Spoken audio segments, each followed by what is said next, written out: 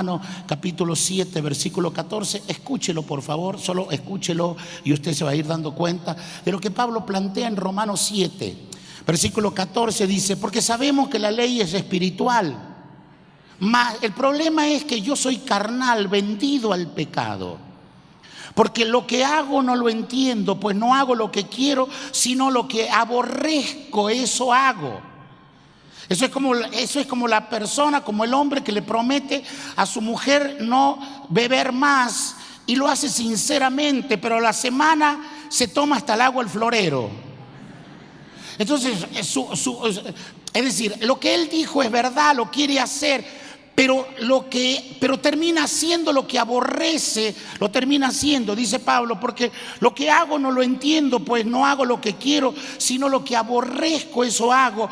Y si lo que no quiero, esto hago, apruebo entonces que la ley es buena, de manera que ya no soy yo quien hace aquello, sino el pecado que habita en mí. Descubro algo, sino el pecado que mora en mí, que habita en mí.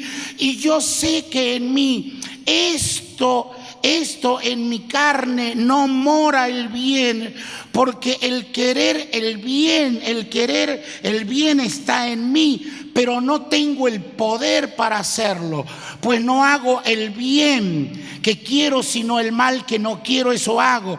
Y si hago lo que no quiero, ya no lo hago yo, sino el pecado que mora en mí. Así que, queriendo yo hacer el bien, hallo esta ley, que el mal está en mí. Abraza a tu hermano y dile: he encontrado al verdadero culpable.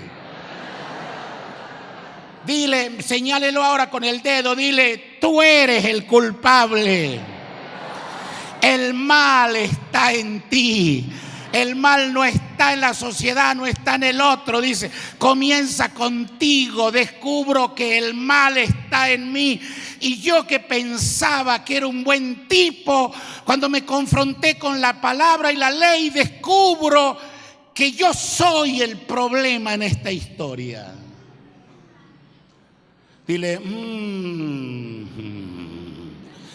porque según el hombre interior me deleito en la ley de Dios. Me gusta escuchar al apóstol los domingos, pero veo otra ley en mis miembros que se rebela contra la ley de mi mente y me lleva cautivo a la ley del pecado que está en mis miembros, que habita porque fui vendido, porque fui dominado por el pecado. Y mire lo que Pablo termina diciendo: miserable de mí. Y esa es la historia de mucha gente aún llamada cristiana. Miserable de mí, porque tengo que fingir algo que no vivo, porque tengo que decir algo que no practico y que no está en mí el poder para hacerlo. Entonces el hombre comienza a usar argumentos para curar su debilidad y no entender realmente la pregunta que hizo el salmista: Señor, ¿quién habitará en tu presencia? El problema es que el salmista, al hacer la pregunta,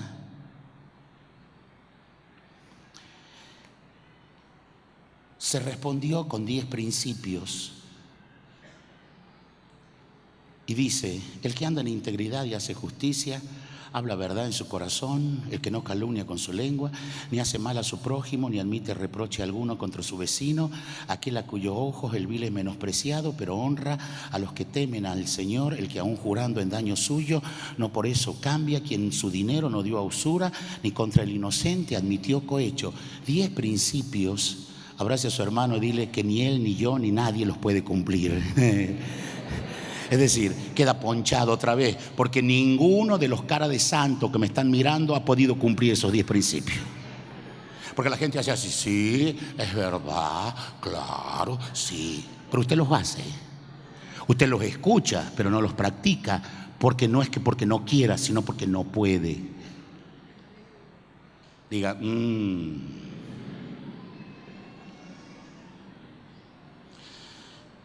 El salmista, al hacer la pregunta, entonces da 10 principios que debe poseer una persona para habitar con Dios. El problema es que él, el salmista, y todos nosotros, desde el que les predica hasta ustedes que están sentados ahí, estamos ponchados, ouch, fuera. Porque nadie puede hacer eso en su fuerza o determinación personal. Porque Pablo, años más tarde, cuando escribe la carta a los romanos, dice, no, como está escrito, Romanos 3:10, como está escrito, no hay justo ni aún uno, no hay quien entienda, no hay quien busque a Dios, todos se desviaron, a una se hicieron inútiles, no hay quien haga lo bueno, no hay ni siquiera uno.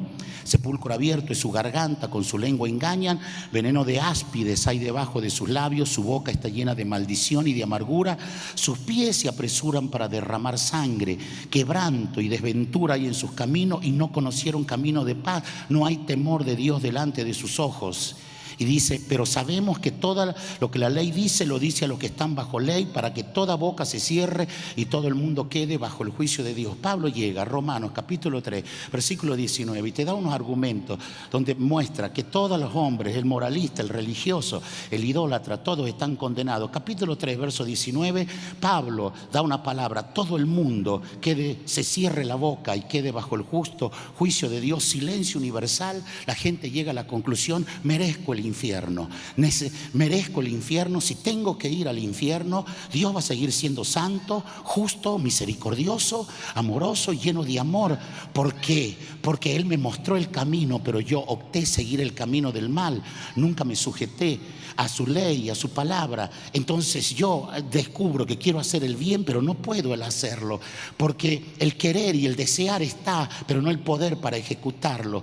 Entonces silencio universal. No puedo juzgar al moralista porque él tiene una vida moral, pero tiene algunas cosas que las guarda escondidas. No puedo juzgar al idólatra porque yo tengo otra forma de deshonrar y de hacer con Dios. Silencio universal, toda la gente caminando hacia el infierno y Dios en un lugar, y la gente mientras camino puede levantar la mano y decir, Dios, eres justo, santo, bueno, misericordioso, pero yo merezco la condenación eterna.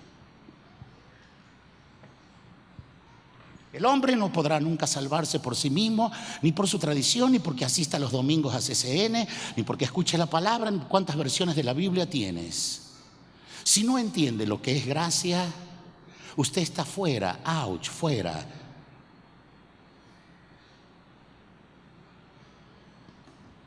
Silencio universal. Entonces, si alguien fuera de nosotros, pero igual a nosotros no lo hace, o no hace algo grande que satisfaga la justicia de Dios, estamos fuera, estamos expulsados, estamos ponchados, sin esperanza, sin Dios en el mundo, apartados de los pactos y de las promesas de Dios, alejados y condenados para siempre a la eternidad, en la eternidad, sin Dios, condenación eterna, juicio eterno, pérdida total. De esto quiero hablar en los próximos minutos. No te vas a salvar por ser evangélico, ni por ser católico, ni porque seas CCNista, ni porque tengas una Biblia más nueva, ni porque escuchas a un predicador más nice. Silencio universal.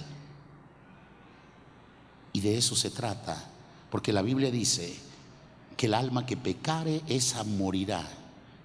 Es decir, cuando Dios me perdona y el siguiente minuto, 8 y 1 minuto peco, 8 y 30, 8 y 2 minutos me arrepiento, Dios me perdona, pero minuto siguiente vuelvo a pecar, estoy muerto.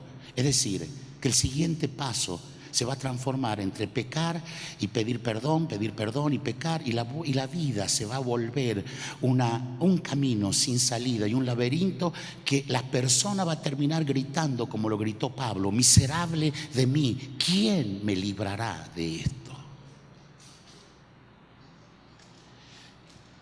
Porque cuando el hombre falló, y aquí está la clave de esto, sígame en el pensamiento, y te voy a mostrar que la salvación eterna no fue una buena intención de Dios, era un aspecto legal que tenía que cumplirse. Si tú no entiendes la salvación, si tú no entiendes bien salvación, tienes que estudiar abogacía o entender leyes, porque lo que se resolvió en la cruz del Calvario, en la muerte y en la resurrección de Cristo, fue un asunto legal que Dios el Padre tenía que arreglar. De lo contrario, el mundo quedaba desequilibrado. Entiéndame la historia ahora. Cuando el hombre es criado a la imagen y semejanza de Dios, Adán y Eva en el huerto tienen la opción del árbol de la vida y del árbol de la ciencia, del bien y del mal. Había miles de árboles y el árbol de la vida. Y solo había un árbol que Dios dijo: de este árbol no comerás de su fruto. ¿Qué cree usted que hizo el hombre? Terminó comiendo, no de los miles, sino de ese que Dios dijo: no lo harás. Cuando todo el mundo le fue entregado al dominio de Adán y era tan fuerte, todas las personas serias que han estudiado dicen que el cuerpo humano está diseñado para vivir eternamente. ¿Por qué entonces la muerte viene y termina con nuestras miserias y nos termina arrancando de la vida 60, 70, 80, 90 años? Y dice el salmista: y con todo eso es pura molestia y trabajo. Y lo que dijo William Shakespeare: ¿qué le tienes miedo a la muerte? Cuando hay 1000 muertes de 1000 formas diferentes alrededor tuya, te crees grande, te crees fuerte y poderoso, pero en la noche tiemblas de terror y durante el día no sabes si el propio hijo que engendras va a ser el que te maldice. La gripe, el catarro terminan consumiéndote y le temes a la muerte, que no es otra que va a dar finiquito a tus miserias. Te crees grande y poderoso y le temes al filoso diente de un gusano que terminará comiendo tus miserias. Cuando el hombre le falla a Dios, no fue una cuestión de fallarle en algo simplista. Todo el mundo creado estaba bajo las llaves de Adán. Dios lo hizo vicerregente universal del mundo y de toda la creación. Adán tenía la capacidad de poner nombre a todos los peces en el mar. Eso significa que Adán podía nadar y ser un pez en el agua y no necesitaba tubos de oxígeno. Podía volar y poner nombre a todas las aves de la cielo, y podía caminar y poner nombre a todos los animales de la tierra. Y el nombre que Adán puso a los peces en el mar, a las aves en los cielos y a los animales en la tierra, ese quedó el nombre hasta hoy. Era tan poderoso porque era igual a Dios. Pero cuando el hombre come de lo prohibido, no fue un asunto de comerse una manzana ni de ridiculizar eso, fue un aspecto legal. El diablo tomó las llaves del mundo y del universo y lo desequilibró, y se presentó delante de Dios en el cielo y le dijo: aquí está tu creación. Lo que acabas de hacer conforme a tu imagen y semejanza te ha fallado. No te ama lo suficiente, porque del único árbol que no tenía que comer, comió. Se creyó que sin ti podía hacer algo. Ahí está tu creación. Vendida a mí. Todos los reinos de este mundo me pertenecen y aquí yo tengo las llaves, porque Él me la entregó y Él decidió ser mi esclavo. Por lo tanto, Él y toda su generación y su linaje son esclavos, y por eso la muerte va a entrar a los hombres y va a dar finiquito a la vida humana, aunque fue creada para vivir eternamente. Y el diablo, como sabía de legalidad, le dijo: y tú sabes, Dios, que me puedes a mí arrancar las llaves por tu fuerza y tu poderío, pero legalmente no es correcto, porque vas a meterte en un problema de legalidad eterna y dejarás de ser Dios, porque tú eres juez justo, tú eres Dios de justicia, y si no lo arreglas legalmente, tú sabes que tienes lío contigo mismo. Entonces, salvación no tiene que ver con un acto amoroso de Dios, tiene que ver con un asunto legal. Dios tuvo que tramitar en la eternidad un trámite que le duró 4000 años hasta la consumación de la muerte y resurrección de Cristo. Dios tuvo que, entonces el diablo ¿qué hizo? Generación tras generación, mató, destruyó, envió enfermedades, plagas. En medio de eso aparecían hombres justos que Dios los salvaba a crédito, porque la Biblia dice el cordero que fue inmolado antes de la fundación del mundo.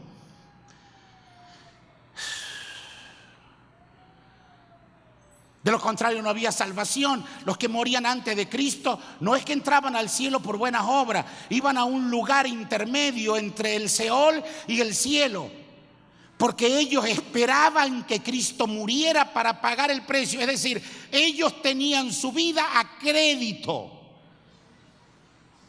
porque alguien tenía que aparecer, porque Dios sabía que alguien igual a nosotros tenía que aparecer, pero no ser de la simiente de Adán. Sígame en el pensamiento. Cuando el ángel le aparece a María, le dice: bienaventurada eres entre todas las mujeres, el Espíritu Santo ahora vendrá sobre ti, y el poder del Altísimo te cubrirá con su sombra.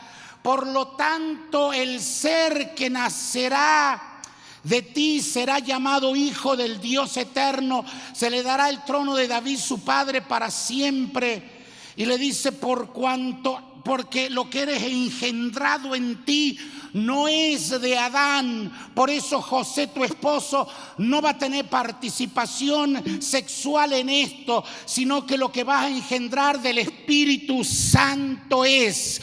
Cuando Cristo nació y comenzó su vida, el Dios eterno se encapsuló en un cuerpo humano.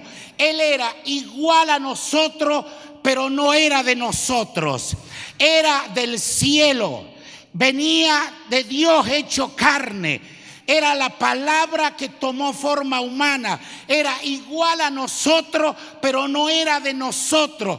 Era de la simiente del Espíritu Santo y no de la simiente de Adán. Satanás tenía jurisprudencia legal y dominio legal sobre la simiente de Adán, pero no podía meterse como a Cristo. He aquí el hombre, dijo Pilato. He aquí está un Salvador que ha tomado forma humana, que es igual a nosotros, pero sin ser de nosotros. Está libre de contaminación del pecado, pero es un niño entre los niños. Necesita los pechos de María para ser alimentado, necesita de unos padres para ser mentoreado, necesita de alguien que lo cuide y lo lleve a Egipto y lo vuelva a traer, necesita ser guardado, necesita ser formado. A los 30 años viene su manifestación en Israel y Juan el Bautista dice: he aquí el Cordero de Dios que quita el pecado del mundo.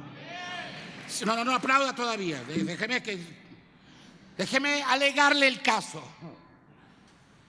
Aquí está el hombre perfecto. Satanás sabe, lo tienta en el desierto y le dice: todos estos reinos del mundo a mí me han sido dados, la llave la tengo en mis manos, todo esto te lo daré a ti si tú postrado me adorares. Cristo rechaza y dice: al Señor tu Dios adorarás y a Él solo servirá. Él no le refutó a Satanás diciendo: estás mintiendo, porque Él lo sabía, que el mundo y que la tierra y los hombres estaban vendidos a las tinieblas. Dios sabía que Satanás era un asesino, pero no tenía elemento legal para juzgarlo.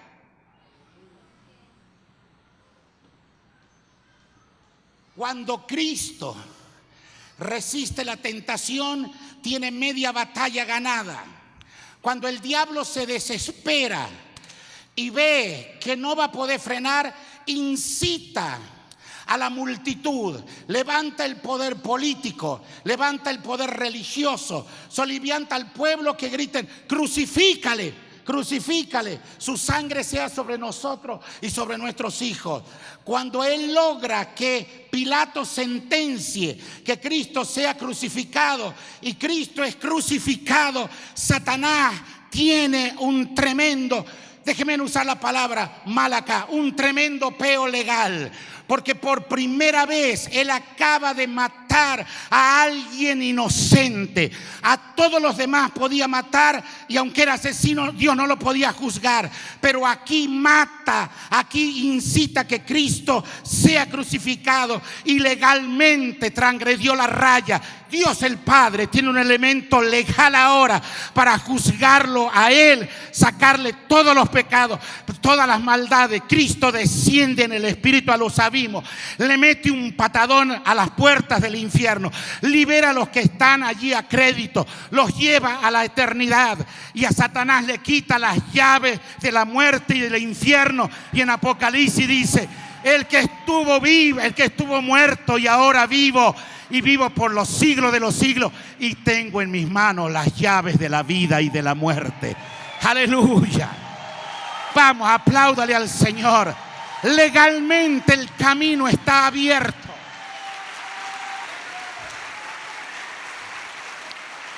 Cuando Dios lo juzgó al diablo, se le abrieron todos los demás casos y fue condenado. Por eso el diablo, abraza a tu hermano y dile: es un pobre diablo, un cabeza partida. Porque Cristo le reventó el cráneo en la cruz del Calvario, lo juzgó, y ahora solo espera el lago de fuego y azufre, donde va a arder por los siglos de los siglos, para siempre jamás. La justicia de Dios fue satisfecha en Cristo Jesús. La justicia, cuando Dios gritó por el universo: he aquí, yo recibo la sangre de mi Hijo. La sangre de Cristo está delante de Dios el Padre hoy, tan fresca como hace 2000 años, porque hay poder en la sangre de Jesucristo para salvar.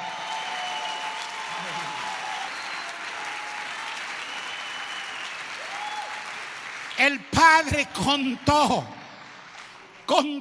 el sacrificio de mi Hijo va a servir para salvar miles de millones. Y como prediqué ayer, el Padre dijo: sí, un cordero es suficiente para salvar a toda la humanidad. El sacrificio perfecto de Cristo Jesús. Vamos, apláudale al Rey de Gloria. Abraza ahora a tu hermano y dile: entonces, ¿por qué andas temiendo a los santeros, a los paleros, a los sacrificios de gallinas, de perros muertos, de animales? La sangre de Cristo tiene poder.